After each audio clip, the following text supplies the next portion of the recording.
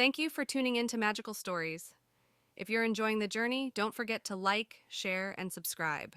In a world where power is everything and cultivation defines one's destiny, there was a girl named Li Mei, a genius from birth. From a very young age, Li Mei showed incredible talent in cultivation, surpassing her peers and even many of her elders.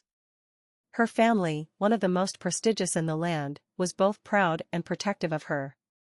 But with great talent comes great danger, and soon, enemies of her family targeted her, seeking to snuff out the brightest star before it could fully rise. One fateful night, when the moon was hidden behind dark clouds, a group of assassins attacked Li Mei. They were skilled and ruthless, striking her down before she could defend herself. They shattered her meridians, the channels through which one's cultivation energy flows, and left her blind. Her world, once full of light and promise, was plunged into darkness. Her cultivation ability, the source of her strength and pride, was gone. The family healers despaired, they could not mend her broken meridians, and her blindness was irreversible. Li Mei was no longer the prodigy she once was, she was now seen as a burden, a shadow of her former self. But Li Mei was not one to surrender to despair. Even in the depths of darkness, she refused to let her spirit be crushed.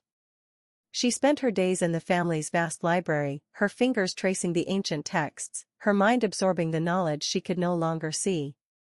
It was during one of these long, lonely nights that she discovered an ancient relic, hidden away and forgotten in the deepest corner of the family treasury. The relic was a small, unassuming pendant, made of a metal that seemed neither gold nor silver, but something older, something ancient.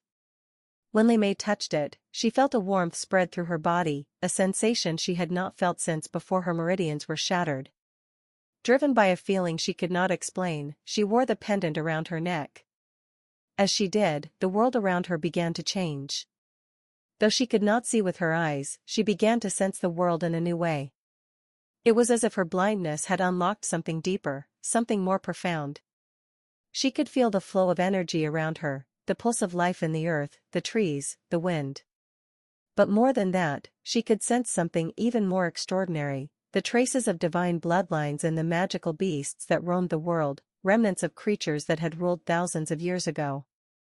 With this new ability, Li Mei realized that the pendant was more than just a relic, it was a link to a forgotten era, a time when the world was ruled by divine beasts. These creatures had been nearly wiped out by time, their bloodlines diluted and corrupted, but their essence still lingered, waiting to be awakened. Guided by the relic, Li Mei sought out these magical beasts, using her newfound sense to locate those with traces of divine bloodline. Her first encounter was with a wounded Qilin, a creature of legend, whose once proud lineage had been reduced to a mere shadow of its former glory. The Qilin was weak, its power fading, but Li Mei, driven by a sense of purpose, used the pendant to channel her energy into the beast. As she did, something miraculous happened. The pendant glowed, and Li Mei felt the energy within her flow into the Qilin, purifying its bloodline, restoring it to its ancient, divine form.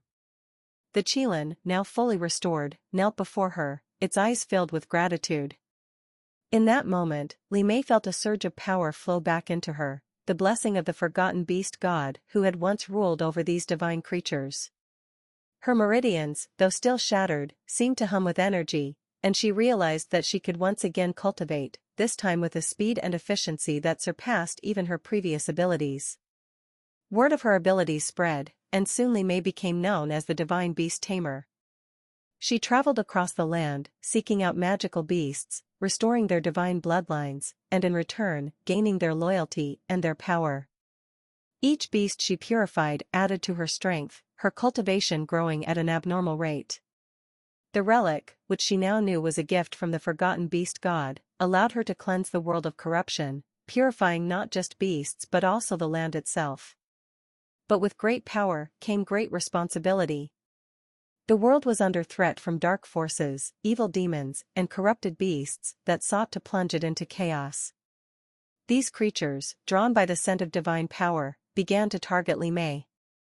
They saw her as a threat to their plans, and they would stop at nothing to destroy her. But Li Mei, with the power of the divine beasts at her side, stood strong.